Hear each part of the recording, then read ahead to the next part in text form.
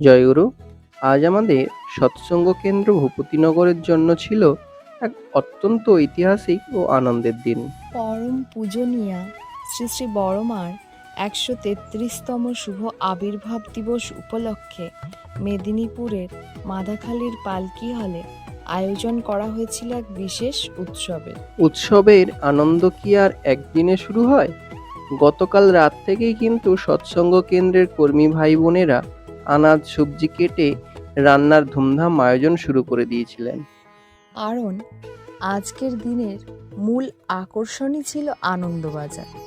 সবাইকে বসিয়ে সাধ্যমতো অন্নভোগ প্রসাদ খাওয়ানোর আয়োজন ছিল।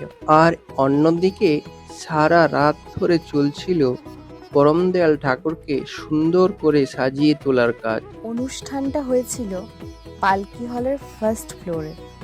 জায়গাটা খুব বিশাল না হলেও আমাদের এই সুন্দর আয়োজনের জন্য একদম জমজমাট ছিল। সকাল সকাল আমরা স্নান সেরে নতুন জামা কাপড় পরে রেডি হয়ে টোটো চেপে সোজা চলে এলাম মাদাখালীতে।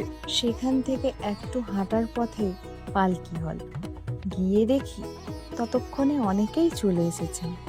প্রথমে ঠাকুরকে প্রণাম জানিয়ে শুরু হলো মূল সৎসঙ্গ। শ্রী শ্রী ঠাকুরের ইষ্ট প্রসঙ্গ, সুন্দর সুন্দর ভক্তিমূলক গানে মেতে উঠল পুরো পরিবেশ। সৎসঙ্গ শেষ হতেই শুরু হলো বহুল প্রতীক্ষিত আনন্দবাজার।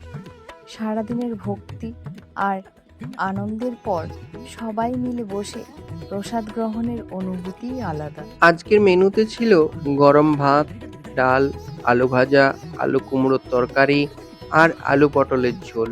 দাঁড়াও, আসল জিনিসটা তো বললেই না।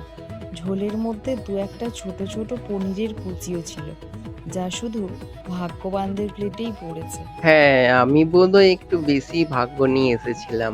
আসলে পিঙ্কি পনির খায় না, তাই ওর পাতের ভাগ্যবান পনিরগুলো চলে এলো সোজা আমার পাতে। আর আমিও সুযোগ বুঝে একাই ছাঁটিয়ে দিলাম। তারপর শেষে মিষ্টি মুখ করতে এলো চাটনি আর ঘন পায়েস। প্রসাদ পাওয়ার পরেই কিন্তু অনুষ্ঠান শেষ হয়নি।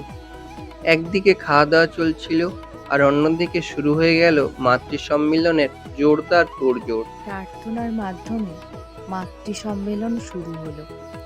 পরম পূজনীয়া জগৎজননী বড়মার উদ্দেশ্যে গান, কবিতা আর চমৎকার সব ইষ্টপ্রসঙ্গ পরিবেশন করলেন মায়েরা।